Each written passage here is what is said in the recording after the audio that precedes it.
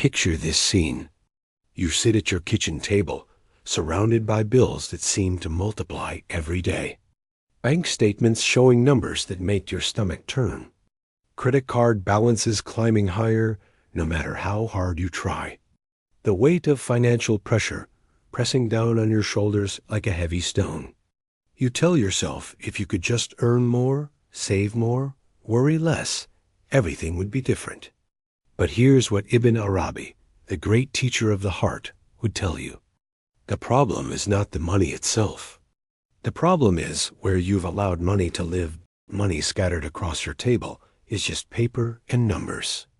But money that has taken residence in your heart becomes something entirely different.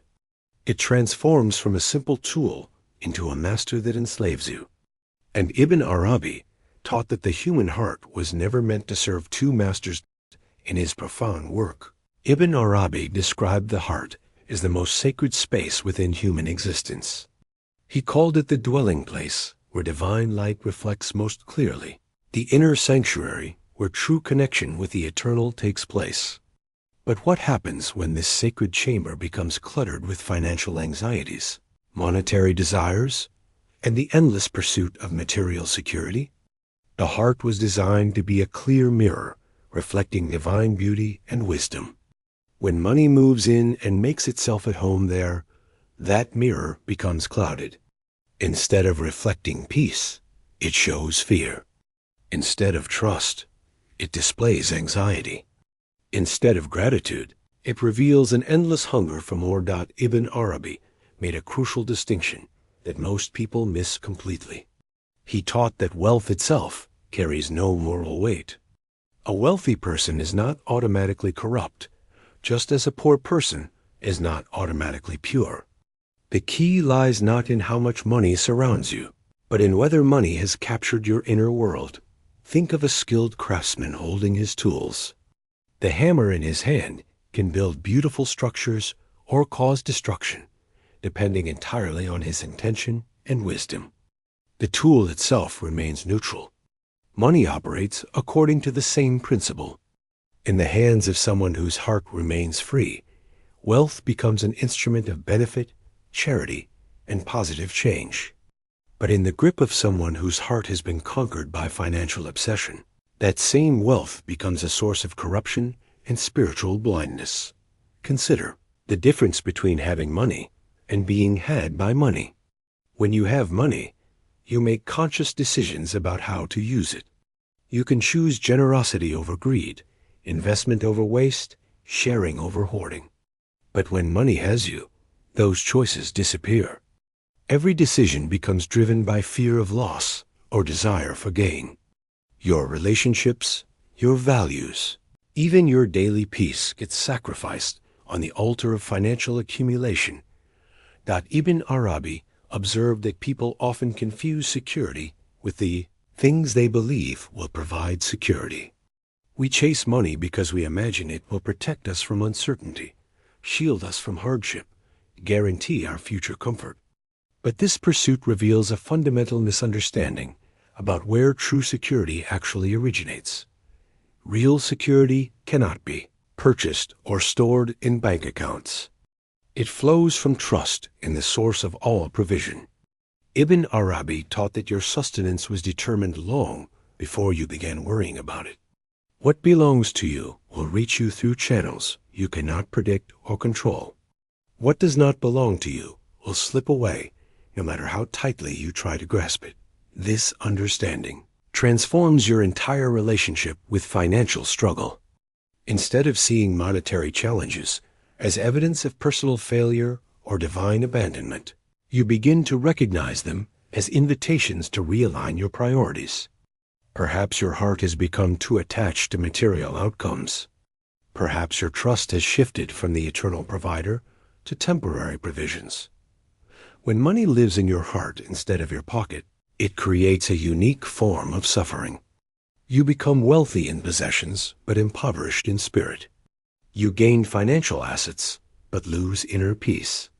This explains why some of the richest people in history have also been among the most miserable, while some of the poorest have radiated contentment and joy, Ibn-Arabi taught that divine names and attributes are constantly manifesting through creation. When your heart is clear, you can witness Al-Ghani, the independent one, providing exactly what you need at exactly the right moment. You see A.R. Rahman, the compassionate, opening unexpected doors and creating solutions you never imagined. But when money fills your heart, these divine manifestations become invisible to you. The heart occupied by financial worry loses its capacity to recognize divine generosity. Opportunities that would normally be obvious become hidden. People who might naturally offer assistance seem threatening or suspicious. Blessings that arrive get dismissed as mere coincidence rather than expressions of divine care.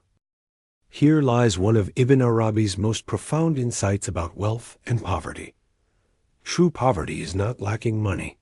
True poverty is lacking trust in the one who controls all money.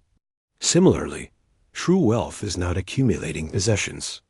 True wealth is maintaining a heart so connected to its source that external circumstances cannot disturb its peace. This perspective reveals why some people remain calm and generous, even during financial difficulties, while others become anxious and stingy despite material abundance. The difference lies not in their bank balances, but in what occupies their hearts. Ibn Arabi also taught about the natural circulation that governs all existence. Just as water moves in endless cycles from earth to sky and back again, wealth is meant to flow rather than stagnate. When you hold money too tightly, trying to prevent any possibility of loss, you actually interrupt the very circulation that could bring increase. Generosity, even during times of personal scarcity, demonstrates that money remains your servant rather than your master. When you can give something away despite your own need, you prove that your heart has not been conquered by financial fear. This act of giving creates space in your heart for divine qualities to manifest. Many people resist giving during financial hardship because it seems illogical. How can you share what you barely have? But Ibn Arabi would explain that this resistance itself reveals the extent to which money has invaded your heart. Free hearts give naturally because they trust in the inexhaustible, source behind all provision. The stories of Sufi masters are filled with examples of this principle in action. People who gave their last coins and immediately received unexpected assistance. Families who shared their final meals and discovered new sources of sustenance. These accounts point to spiritual laws that operate beyond ordinary economic logic. When you give from a place of trust rather than fear, you align yourself with divine generosity. Your small act of sharing becomes a channel for much larger flows of blessing to move through your life. This is not magical thinking, but recognition of how spiritual realities influence material circumstances. Ibn Arabi emphasized that every moment offers a choice between serving the eternal or serving the temporary. Money represents one of the most seductive forms of temporary service because it seems so practical and necessary. But when monetary concerns begin making your important decisions for you, you have crossed from using wealth to being used by it. The transformation begins with honest self-examination. Can you give something away without calculating what you might lose? Do you make decisions based on divine guidance or financial advantage? Does the thought of monetary loss trigger immediate anxiety or calm trust?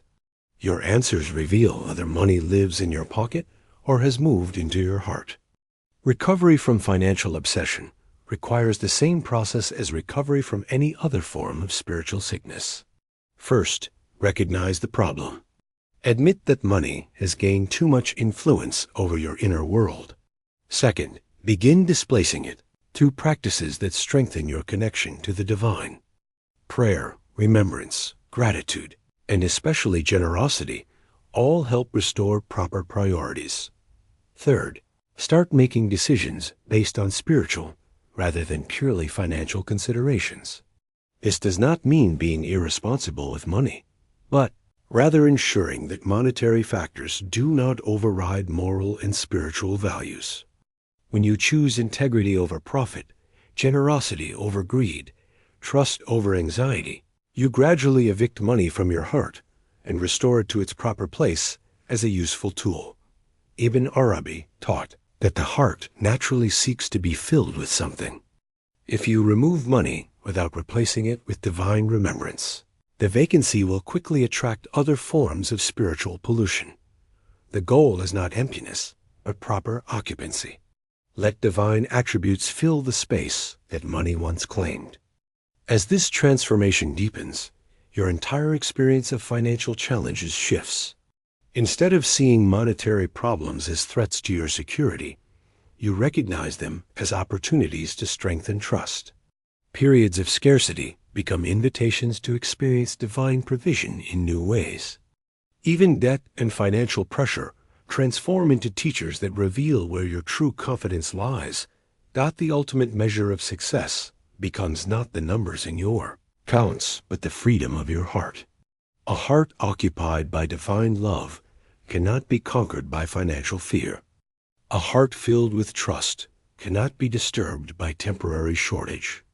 A heart connected to its eternal source recognizes that true wealth lies not in possessions, but in the relationship with the one who owns all possessions.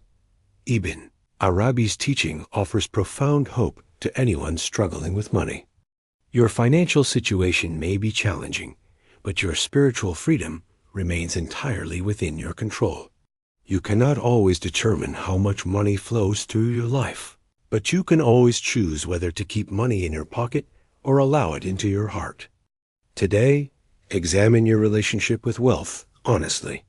If money has taken residence where only the divine belongs, begin the gentle process of eviction. Start with small acts of generosity. Practice gratitude for what you have, rather than anxiety about what you lack. Remember that your true provider transcends all economic systems and bank accounts. The heart that belongs to Allah cannot be enslaved by currency. And a soul connected to its source discovers riches that no market crash can destroy and no economic downturn can diminish.